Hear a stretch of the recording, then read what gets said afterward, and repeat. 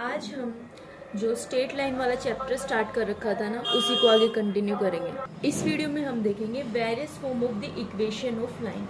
उसी चैप्टर को आगे कंटिन्यू करते हुए अभी हम देखते हैं, ठीक है। अब अलग अलग फॉर्म देखेंगे इक्वेशन ऑफ लाइन की। सबसे पहले हम देखते हैं horizontal and the vertical line. सबसे पहले आपको ये पता होना चाहिए कि कौन सी आपकी हॉरिजेंटल लाइन होती है और नंबर 2 कौन सी आपकी क्या होती है, वर्टिकल लाइन होती है, ठीक है। वर्टिकल लाइन हमारी कुछ इस टाइप में जो लाइन होती है वो वर्टिकल लाइन होती है, और जो ऐसी लाइन होती है हॉरिजॉन्टल में वो हमारी कौन सी होती है, हॉरिजॉन्टल लाइन होती है, ठीक है। अब वर्टिकल लाइन और हॉरिजॉन्टल लाइन का हमारा क्या केस है, जैसे ये हमारा क्या होता है, प्लेन होता है।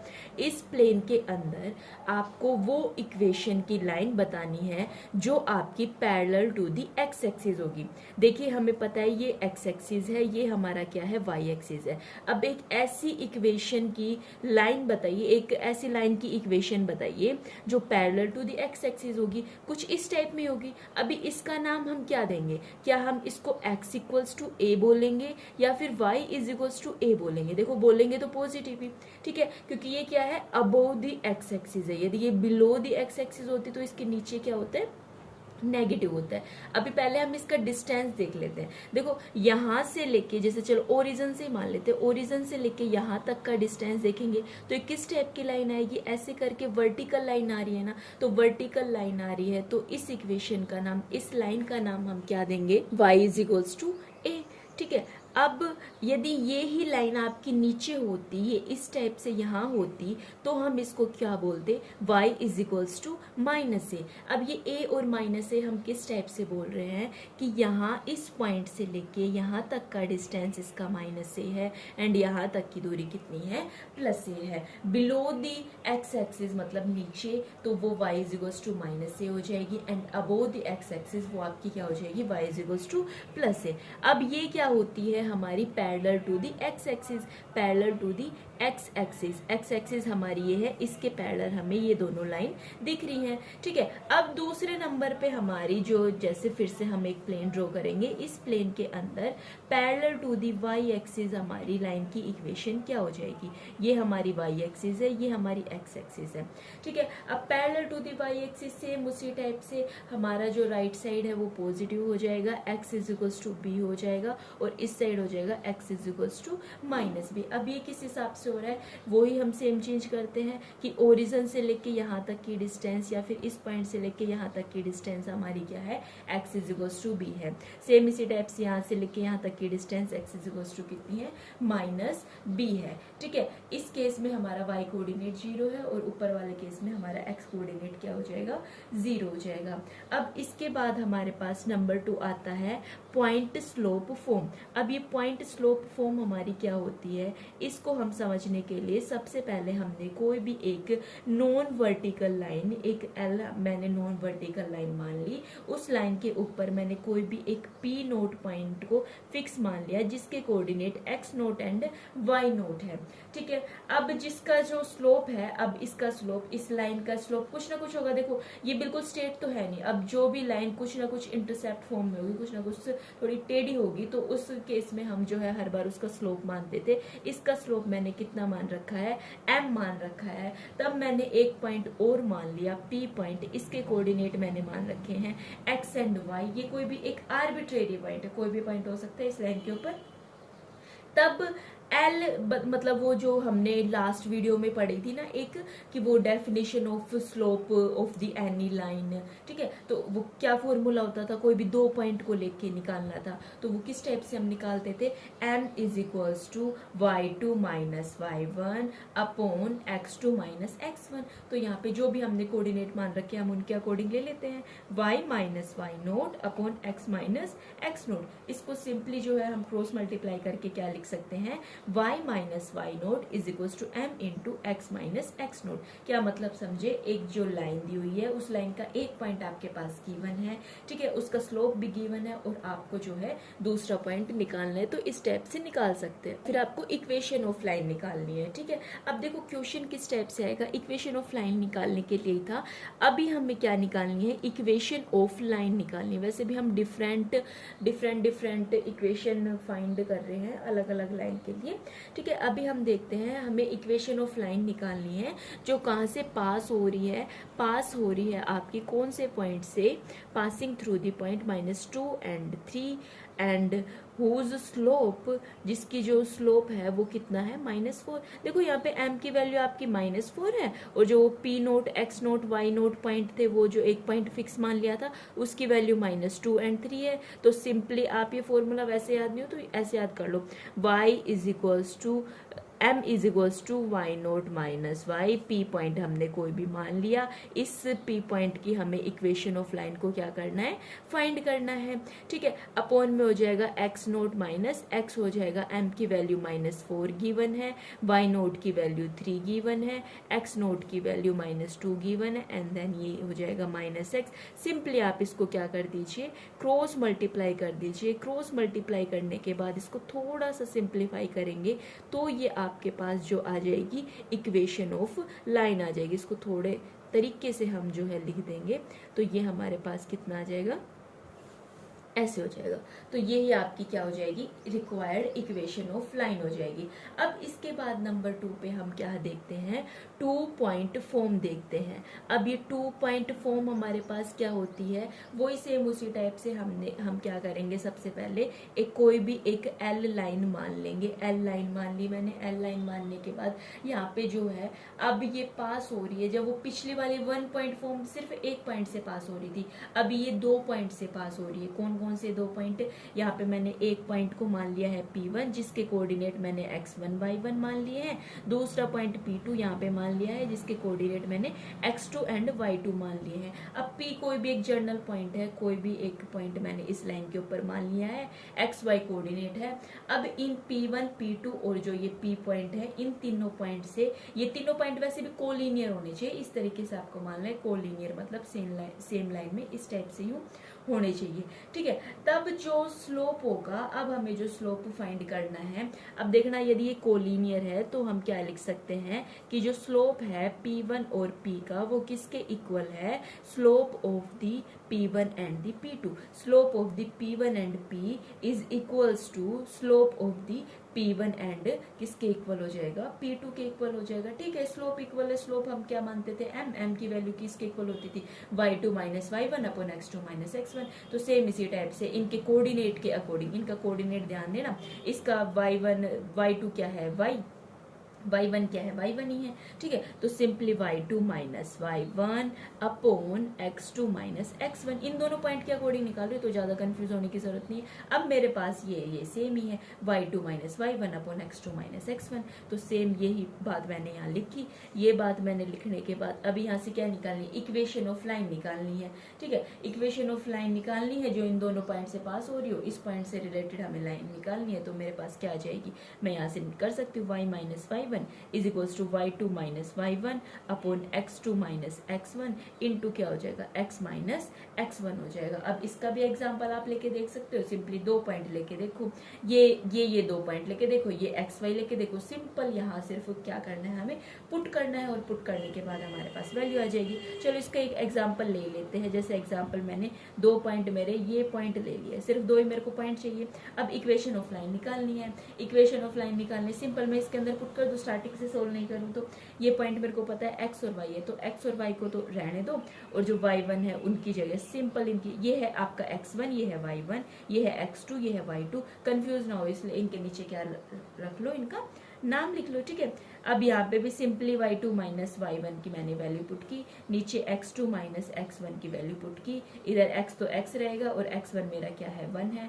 ये सिंपल मैंने वैल्यू पुट की। अब जो है मैं इसको सोल्व करूंगी, सोल्व करने के बाद मेरे पास क्या आ जाएगा, सिंपल मेरी क्या आ जाएगी, इक्वेशन ऑफ लाइन आ जाएगी। देन ये मेरे पास वैल्यू सोल्व करने के बाद क्या हो जाएगी, इसको मैं डायरेक्ट लिख दूँ, कोई दिक्कत परेशानी तो नहीं। अब ये क्या आ जाएगी, आपकी रिक्वायर्ड इक्वेशन आ जाएगी। अभी हम क्या देखते हैं, अभी हम देखेंगे स्लोप इंटरसेप्ट फॉर्म। अब स्लोप इंटरसेप्ट फॉर्म के अंदर आपके जो है दो केस बनेंगे। दो केस कैसे बनेंगे, पहला केस के अंदर y इंटरसेप्ट, दूसरे केस के अंदर x इंटरसेप्ट। अब y इंटरसेप्ट को समझने के लिए हम सबसे पहले वही हमारा एक प्लेन वाला सिस्टम बनाया, एक लाइन बना ली, ठीक है। एक लाइन जो है इस तरीके से बना ली मैंने कि वो y पॉइंट को, y एक्सिस को एक 0,c पॉइंट पे क्या कर रही है, कट कर रही है। और इस जो लाइन है, लाइन का कुछ ना कुछ स्लोप होगा, ठीक है, क्योंकि वर्टिकल लाइन तो है नहीं। अब इस लाइन का जो स्लोप है वो मैंने कितना मान लिया है, स्लोप मान लिया है मैंने m स्लोप मान लिया है।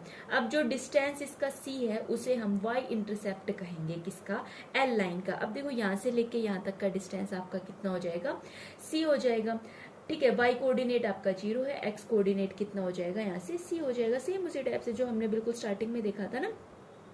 अब L जो है वो कोई भी एक स्लोप है जो पास हो रहा है कौन से पॉइंट से, 0,c पॉइंट से। देखो ज्यादा कंफ्यूज होने की जरूरत नहीं है। अब इसके जो हम पीछे पढ़ के आए ना, अभी हमारे पास कौन कौन से दो पॉइंट हैं, एक्स वाई है एक पॉइंट, इसकी तो इक्वेशन निकालनी है, दूसरा पॉइंट 0,c है, क्योंकि ये पहला हम क्या पढ़ रहे हैं, y इंटरसेप्ट पढ़ रहे हैं, ठीक है। y इंटरसेप्ट के अकॉर्डिंग इसकी क्या वैल्यू आ जाएगी, तो सेम उसी टाइप से y2 minus y1 is equals to slope of m, x2 minus x1। इसको मैं सोल्व करूंगी तो ये क्या हो जाएगा, mx, तो y is equal to mx plus c, ये आपकी हो जाएगी y इंटरसेप्ट फॉर्म। दूसरा केस आपके पास x इंटरसेप्ट फॉर्म लूंगी, तब इस केस में पॉइंट मेरे जो, चलो c रहने दो, इस केस में d मान लो ताकि कंफ्यूज ना हो, d,0 और दूसरा पॉइंट हो जाएगा x, y। तो सेम उसी टाइप से मैंने फॉर्मूला लगाया, y2 minus y1 is equals to m into x2 minus x1। तो यहाँ हो जाएगा y is equals to m into x minus d बोल दो, या फिर y is equals to M X minus क्या हो जाएगा, एम डी हो जाएगा, ठीक है। वो आपकी मर्जी, चाहे ऐसे याद कर लो चाहे ऐसे याद कर लो। तो ये आपकी क्या थी, दो फॉर्म थी। एक एग्जांपल देख लेते हैं। एग्जांपल किस टाइप से आएगा, एग्जांपल आपका एक कह रहा है कि आपको इक्वेशन ऑफ लाइन फाइंड करनी है। सबसे पहले क्वेश्चन पढ़ना सीखना, इक्वेशन ऑफ लाइन तो आपको फाइंड करनी है, ठीक है। इक्वेशन ऑफ लाइन आज की पूरी क्लास में हमने इक्वेशन ऑफ लाइन ही तो फाइंड करनी सीखी है, ठीक है। अब देखते हैं कंडीशन क्या क्या गिवन है। अब ये कह रहे हैं tan theta equal to 1/2। First class में पढ़ा था tan थीटा का मतलब क्या होता है, हमारे पास स्लोप ही होता है। थीटा क्या है, इंक्लिनेशन ऑफ एंगल है, इंक्लिनेशन ऑफ एंगल बोल के और भी काम आसान कर दिया, स्लोप ही है, ठीक है। तो आपको सबसे पहले क्या फाइंड करना है, y इंटरसेप्ट, ठीक है। y इंटरसेप्ट कितना है इसका, -3/2, ओके, ठीक है। एंड नेक्स्ट टू आपके पास क्या दिया हुआ है, x इंटरसेप्ट वो कितना दिया हुआ है आपका, 4 दिया हुआ है, ठीक है। y इंटरसेप्ट आपका दिया हुआ है, इसका मतलब होता है c की वैल्यू दी हुई है, ठीक है। ये जो यहाँ ये c था ना, ये y इंटरसेप्ट है, ये जो d था ना ये x इंटरसेप्ट है। तो यहाँ पे c की वैल्यू -3/2 दी हुई है, और यहाँ से d की वैल्यू कितनी दी हुई है, 4 दी हुई है। यहाँ से ये आपके पास m की वैल्यू आ गई, इस इक्वेशन के अंदर पुट करो, ठीक है। तो पहले वाला सोल्व करूंगी तो मैं क्या हो जाएगा, y is equals to m की जगह 1/2 इंटू x तो है ही, ठीक है। c की वैल्यू मेरे पास 3/2, तो यहाँ से इक्वेशन क्या आ जाएगी, y is equals to x minus 3, उधर जाके 2y हो जाएगा। तो इसको सिंपल ऐसे भी आप जो है लिख सकते हैं, ठीक है, कोई दिक्कत परेशानी नहीं है। अब इसके बाद दूसरा आपके पास क्या कह रहा है, d की वैल्यू दी हुई, m की वैल्यू दी हुई, इसके अंदर पुट कर दो। y is equals to m की वैल्यू है 4, d की वैल्यू आपके पास कितनी है, सॉरी m की वैल्यू है हाफ, ठीक है, मैं कंफ्यूज हो गई थी ये, ठीक है। अब यहाँ पे d की वैल्यू कितनी है, 4 है। तो अब ये यहाँ से क्या हो जाएगा, 2 को उधर ले जाओ तो ये हो जाएगा 2y is equals to x minus 4, या फिर लिख सकते हो 2y minus x plus 4 is equals to 0। ये आपके पास रिक्वायर्ड इक्वेशन हो गई। इसी टाइप से सारे क्वेश्चन करने हैं। इस वीडियो का लास्ट टॉपिक देख लेते हैं, जो हमारे पास क्या है, इंटरसेप्ट फॉर्म। अभी इंटरसेप्ट फॉर्म हमारी क्या होती है, सपोज कर लिया कि कोई भी आपके पास एक लाइन है, वो क्या बना रही है, x इंटरसेप्ट a। अब इंटरसेप्ट फॉर्म के अंदर x इंटरसेप्ट भी है, y इंटरसेप्ट भी है, ठीक है जी।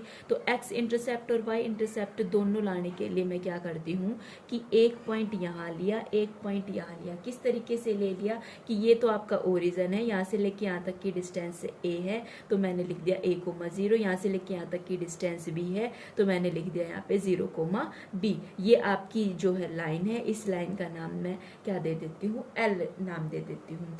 अब जो ये L लाइन है एक्स एक्सिस पे इस पॉइंट पे मीट कर रही है, वाई एक्सिस पे इस पॉइंट, वाई एक्सिस आपकी ये है, एक्स एक्सिस ये है, तो इन दोनों पॉइंट पे ये क्या कर रही है, मीट कर रही है।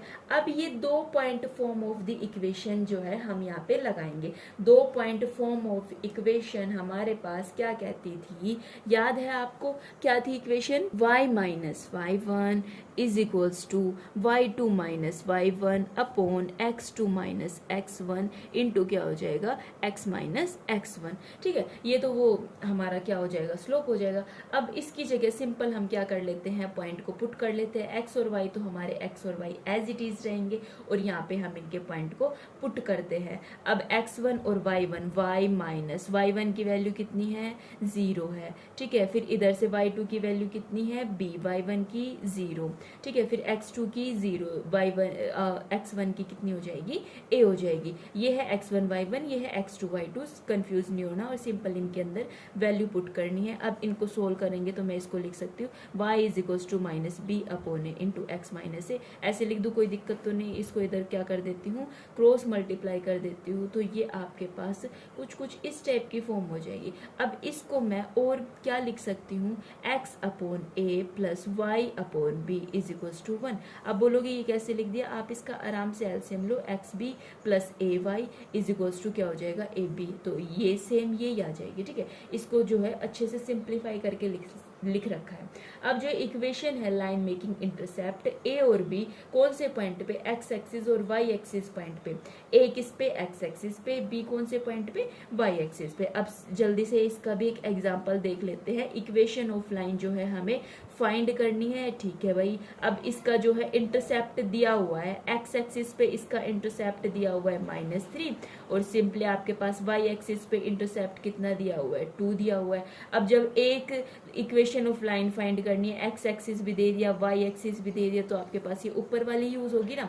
ठीक है, एक्स एक्सिस पे दे दिया तो आपके पास ए की वैल्यू कितनी आ गई है, -3 और बी की वैल्यू कितनी आ गई है, यहाँ से 2 आ गई है। इनके अंदर मैं सिंपल वैल्यू पुट कर दूं, इसलिए ये क्या हो जाएगा, ए की वैल्यू -3 हो जाएगी, बी की वैल्यू कितनी हो जाएगी, 2 हो जाएगी, इक्वल टू 1 हो जाएगा। चाहो तो इसको आगे एलसीएम लेके सोल्व कर दो, एलसीएम लेके सोल्व करोगे तो इधर क्या हो जाएगा, 6 इक्वल्स टू क्या हो जाएगी, 0। ये इधर क्रॉस मल्टीप्लाई करके उसको मैं डायरेक्ट इधर ले आई, तो कंफ्यूज होने की जरूरत नहीं है। अब जो कोई भी equation a x plus B Y plus C equals to 0 की होती है, जहाँ पे ए और बी दोनों नॉन जीरो होते हैं, उसे हम क्या कहते हैं, जर्नल लीनियर इक्वेशन कहते हैं। क्या बोला मैंने, A x plus B Y plus C equals to 0 form की कोई इक्वेशन है जहाँ पे ए और बी दोनों नॉट इक्वल्स टू 0 है, तो जो इस टाइप की इक्वेशन है उसको मैं क्या बोलूंगी, जर्नल लीनियर इक्वेशन बोलूंगी, या फिर क्या बोलूंगी मैं इसको, general equation of A line.